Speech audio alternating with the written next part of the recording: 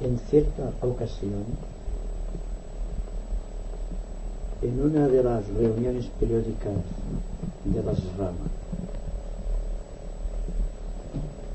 el maestro nos dijo que el silencio es el mejor de los sonidos.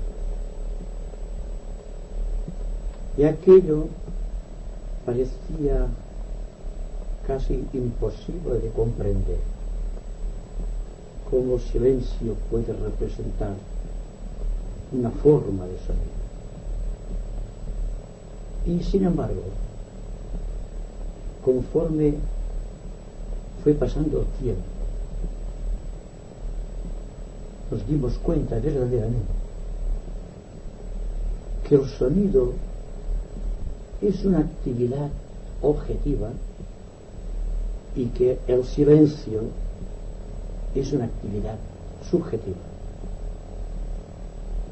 Que todo en el plan de Dios es actividad y que depende del grado de selectividad de los sonidos o de las palabras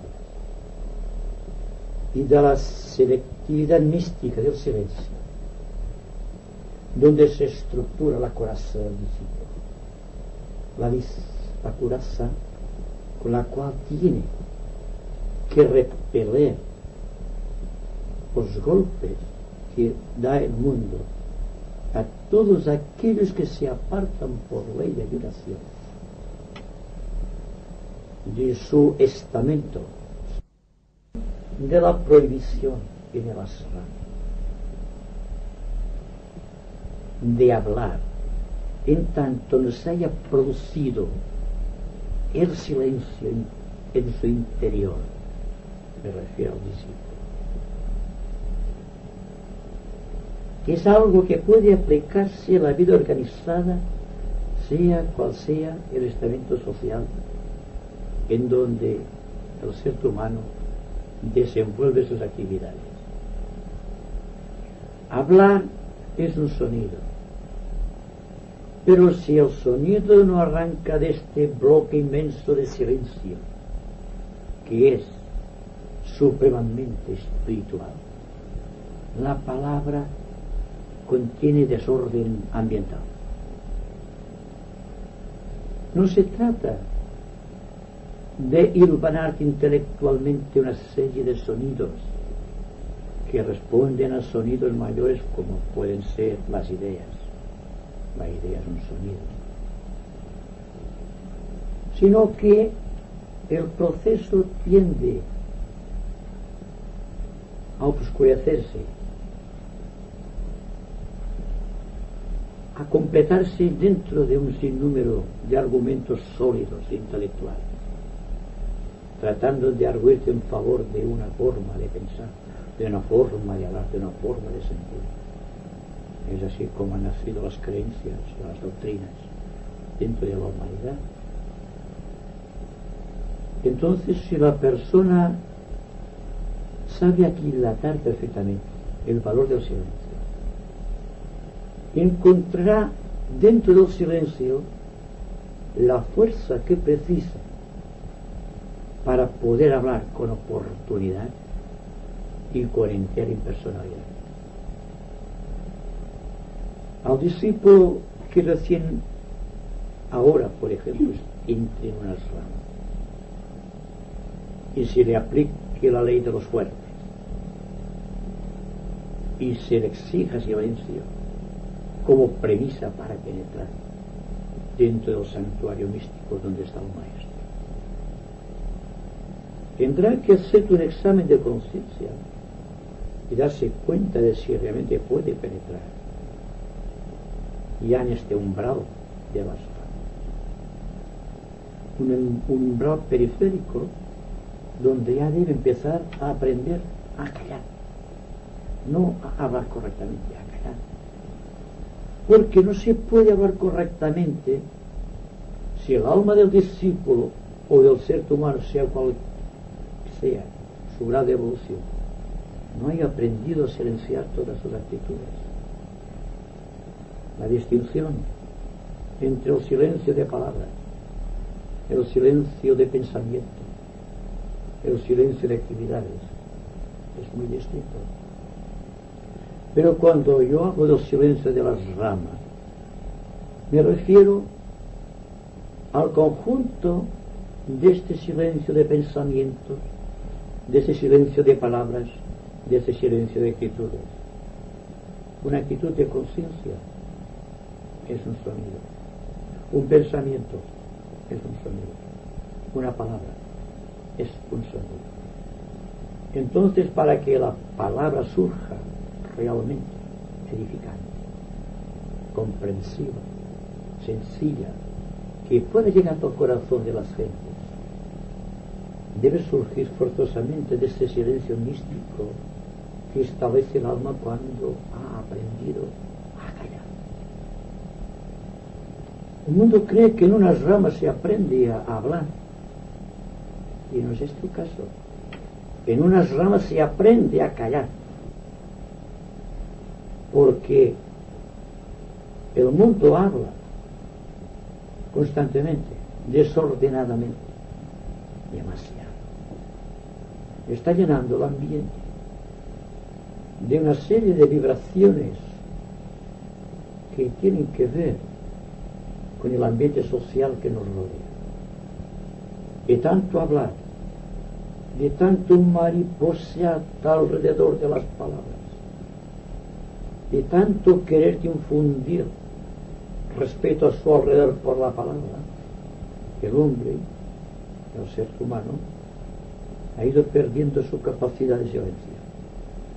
Entonces automáticamente se les cierra la puerta de las ramas. Hay que tener en cuenta esto, porque si aprendéis a callar es cuando empezaréis a razonar, y cuando empecéis a razonar es cuando aprenderéis a hablar. No hablar sin ton ni son, hablar porque tiene ciertos conocimientos intelectuales que están muy mal digeridos cuando existe este permanente deseo de exteriorizarlos.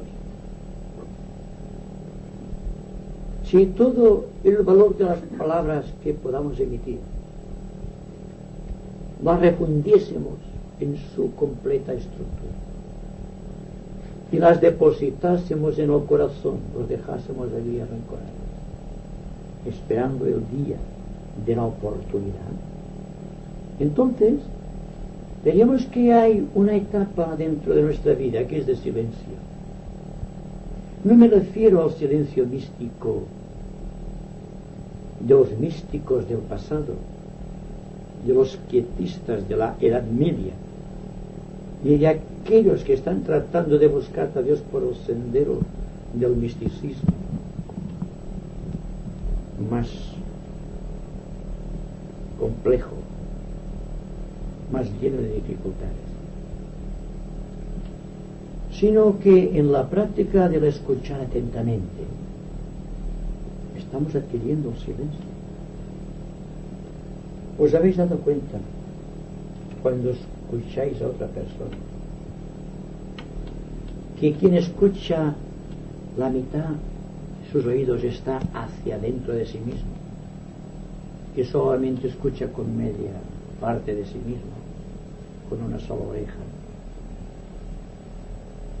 ¿Os habéis dado cuenta que el silencio es escuchar atentamente hacia adentro? Porque el silencio es escuchar. Cuando existe un silencio permanente, un silencio que se ha ido haciendo dentro del ser, es porque hemos escuchado muy atentamente el sonido de la naturaleza, el sonido de las personas, pero encima de todo el sonido de nosotros mismos, para percibir las pulsaciones del más diminuto átomo que constituye nuestros cuerpos. Hay que escuchar hacia adentro y no hablar hacia afuera. cuando se llega al complemento vital de esta estructura de sonidos que hemos ido construyendo y que se ha convertido en nuestro ambiente social, cuando seamos capaces de derrumbar esta estructura dentro de nosotros mismos y sin embargo quedar enteros, llenos de vitalidad, de este vigor que solamente da el contacto con el ser espiritual. ¿Os dais cuenta por qué estáis aquí y ahora? No antes ni después. Os he dicho muchas veces, no sé hasta cuánto debería repetirlo, que los grupos de la nueva era se caracterizan por la brevedad y por el dinamismo. Brevedad en el razonamiento, brevedad porque hay que ser parco en palabras y en actitudes, dinamismo porque el dinamismo solo puede surgir del silencio. Las palabras solo tendrán valor y potencia mágica cuando surjan de un bloque de silencio, cuando la palabra en sí como actitud objetiva ya sea un silencio que se está manifestando, que se está adueñando de todas y cada una de las fibras que componen nuestro ser, y andar constantemente este camino de renuncia a las palabras, de renuncia a las actitudes prefijadas que no son sino un símbolo de cristalización, y salir triunfantes de nosotros mismos con un ímpetu desconocido, con un poder que no puede ser descrito con palabras,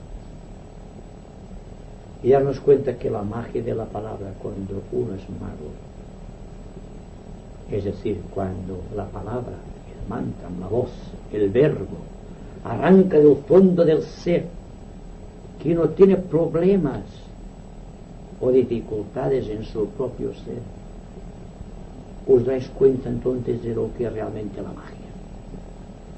Cuando hablando estéis realizando magia, que cuando estéis en silencio la magia se está igualmente realizando, porque la magia del silencio es la magia infundida en las palabras que surgen de este silencio. Y aprender a dominarte el ímpetu de hablar, la verborrea que se adueña del corazón y del cuerpo emocional y resta energía a la mente, porque la mente no es un semillero de pensamientos, sino que es una luz vibrante dentro de nosotros, que con su propia luz debe iluminar todos y cada uno de los pensamientos que están dentro de esta mente. Llegar a tan completo vacío de toda esta estructura que hemos construido. Llegar a ser radiantes y magnéticos como lo es el maestro, pues de él hemos de aprender, utilizando la técnica de la aproximación por semejanza tal como es la ley. Ver lo que hace el maestro, comprender lo que hace el maestro, lo que dice el maestro, ver sus actitudes reflejadas en su aura magnética radiante, ver que el maestro no tiene necesidad de hablar porque ha consumado su yo en el seno místico del silencio, y que cuando habla por la boca del propio Logos solar o del propio Logos planetario. Lo menos que podemos hacer nosotros es hablar por boca del maestro. ¿Y cómo podemos hablar por la boca del maestro si solamente contenemos argumentos mentales, una estructura férrea, sólida, cristalizada, por más que se diga esotérica, pero que tiene necesidad de surgir del exterior para que se sepa que somos esotéricos, lo cual es la negación del esoterismo, tal como lo comprende un discípulo en el Ashram, o tal como un discípulo ha aprendido esto de labios del propio maestro, y además la experiencia se lo está demostrando, y el valor de sus palabras radica en que sabe guardar silencio. que no tiene necesidad de surgir llevando consigo este monolito tremendo de ideas y pensamientos, tratando de meterlo en la mente de los demás para que digan, sí, este hombre sabe. Pueden decir, este hombre conoce. Sabe, no, porque la sabiduría está en el corazón, y en el corazón se asienta el templo místico del silencio, el templo místico de la liberación, de la iniciación. Es la sede del santo grial de la conciencia. Y ahí hay una quietud impresionante. Es un silencio sobrecogedor que todos estamos completamente y reiteradamente desdiciendo o evadiendo. No queremos el silencio. Preferimos el parloteo, la verborrea desbordada, porque esto nos llena el pequeño yo, la pequeña copa del pequeño y humilde yo. Cuando la copa del santo grial está lleno de sangre del silencio, impuesto a la personalidad, aunque sangre por todas las aperturas de su ser, hasta contener como vaso sagrado la ley del espíritu, la ley de la permanencia mística y la ley de la comunión de los santos, que es lo que tendría que ser un grupo esotérico. Así que podemos hablar quizá de un grupo de amigos que se reúnen para decir cosas esotéricas, pero no un grupo esotérico esperando la bendición del maestro o el amparo de los ángeles que llevan en sus manos la inspiración de todos y cada uno de nosotros. Si cuando se produce ese silencio nos dejásemos abandonados a él mismo, veríamos que hay una fuerza tremenda que nos está absorbiendo, que nos está succionando, llevándonos hacia adentro. ¿Y qué sucede? Al llegar a cierto estadio tenemos miedo y automáticamente volvemos a ser los de antes. Se ha perdido el éxtasis del silencio. Volvemos a las actitudes objetivas, donde se afinca y donde se apoya la personalidad. Y de esta manera no vais a reconocer nunca al maestro. Aunque se presente aquí, no lo vais a reconocer, porque él es un silencio personificado, porque él es el silencio de las altas esferas triunfales, porque él carece por completo de personalidad. Es el aire que no vemos, no lo podemos coger. Y si viene el maestro aquí, no lo reconoceremos, ni reconoceremos a sus mensajeros, a los ángeles.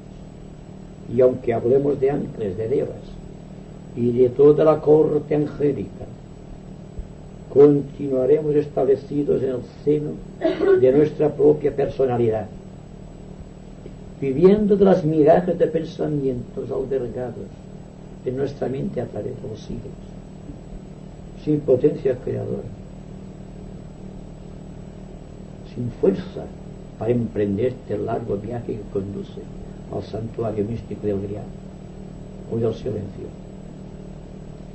Tenéis que preguntaros esto muy intensamente, porque puede que estéis al borde de un acontecimiento místico de trascendencia espiritual muy elevada, y que por vuestras ideas, por vuestras locas tentativas, por vuestro espíritu de objetividad manifiesta, estáis perdiéndola, y una oportunidad espiritual de cierto calibre se presenta solo una vez en la vida. Después, igual que sucede con un relámpago en noche oscura, desaparece del corazón, dejando el corazón más oscuro que antes. El secreto de la permanencia es el secreto místico del grupo, ya sea un grupo constituido por logos solares y sus mensajeros, ya sea logos planetarios dentro de su concilio, con todos los maestros que cooperan en su obra de transformación del mundo, ya sea en unas ramas, con el maestro en el centro, vitalizando su entorno de cada uno de los discípulos, ya puede ser aquí, en nuestro pequeño y humilde grupo. La ley siempre es la misma, es la ley del silencio, y la ley del silencio es la ley de la renuncia y la ley de la humildad. Y el resultado de la humildad y la renuncia es el silencio místico. Es dejar que se hagan las cosas de acuerdo con la ley, no de acuerdo con nuestra voluntad, que constantemente nos está equivocando, que nos está llevando de aquí para allá, sin tener un control de nosotros mismos. Para poder liberarnos definitivamente de estas locas tentativas de hacer algo objetivo para que la gente lo reconozca. Nada peor para un discípulo que esta sensación de que no se hace nada. Cuando el discípulo cree que no hace nada, es que realmente no ha sabido penetrar en el ser místico del silencio. Este es su pecado. Y en este pecado kármico está su falta de oportunidades para un futuro inmediato, al cual hago referencia.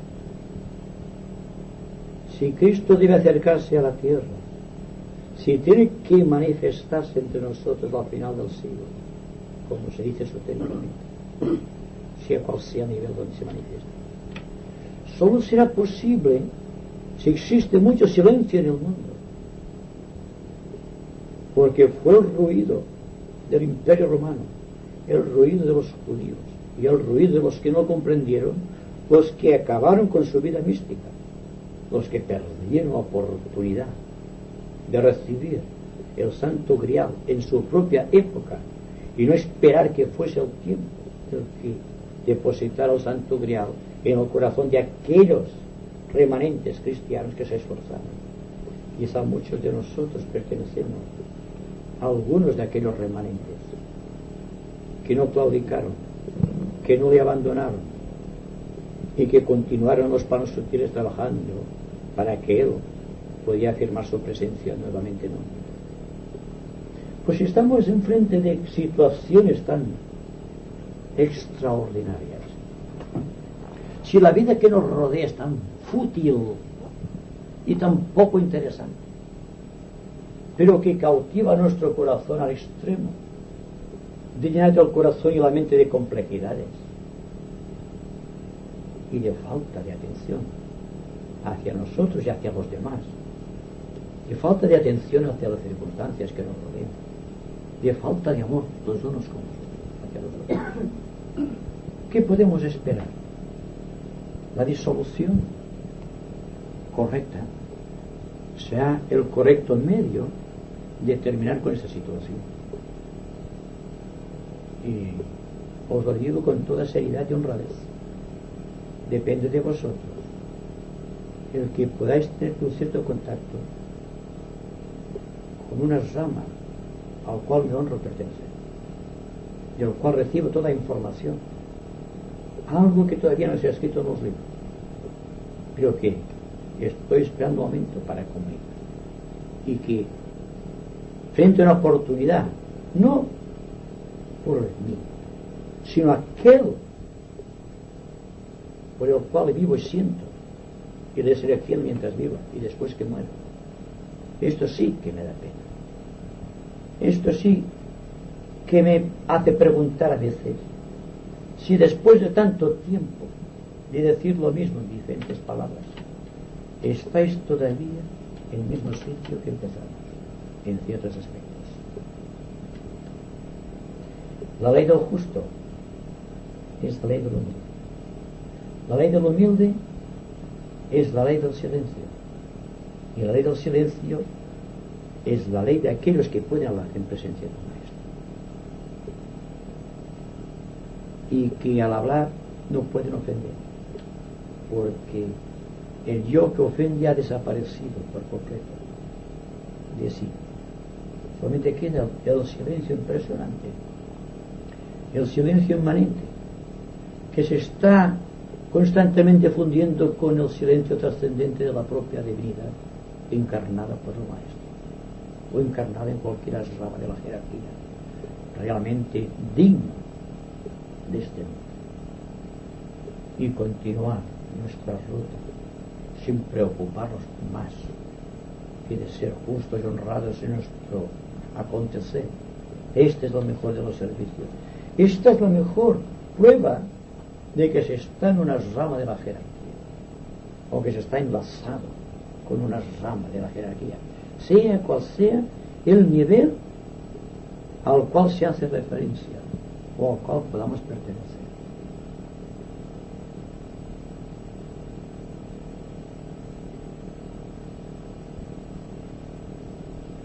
Y este silencio que se produce cuando estáis comprendiendo las cosas bien,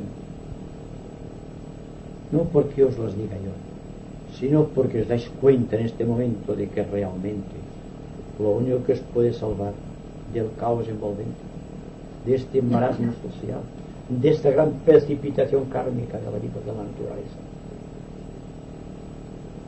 está presente aquí ahora, y podéis utilizar los resortes de la fe, de la voluntad, de la honestidad y del equilibrio, y seguir adelante venciendo todos los obstáculos que se oponen a vuestro silencio. Que estéis atentos, sea cualquiera la cosa que estéis realizando, y veis que el silencio no es difícil de adquirir. No vamos a decir algo hay que caer en silencio, en tanto que los pensamientos van y vienen y los deseos están infundiendo calor a nuestro ser, impulsándonos a la acción emocional.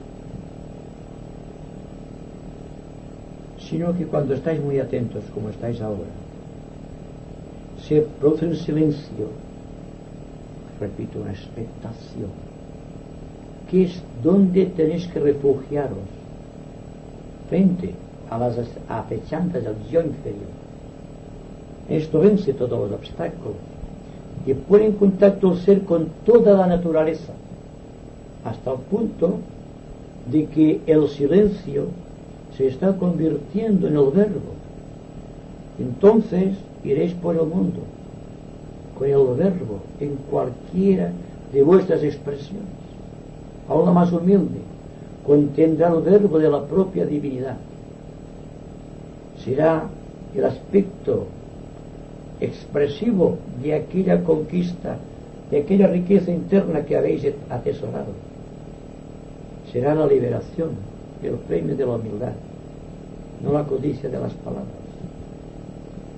ni el deseo de los hechos espectaculares que solo traerán desolación, dolor, aunque al principio parezca como un éxito. Yo hablo para los tiempos lejanos. Sin embargo, estos tiempos lejanos están aquí, muy cerca de nosotros, si somos capaces de interpretarlos y después de vivirlos. Pero tened en cuenta, seguramente que esto ya no referiría más, que un grupo esotérico se cualifica por su capacidad de silencio. Y el día que nos reunamos solamente en silencio, solamente para aprender a callar, será el más grande de los éxitos, porque os daréis cuenta que a veces las palabras son el enemigo de la razón pura, y que por lo tanto no es a través de las palabras que surgen de una mente incipiente, todavía no controlada y llena de pensamientos, que tiene que descubrir la verdad del amor, la compasión, la justicia. Solamente serán comprendidas y asimiladas como experiencia dentro del silencio, porque el silencio es la fuente eterna de donde mana todo este caudal de conocimientos que tratamos de adquirir a todo precio, por cualquier precio.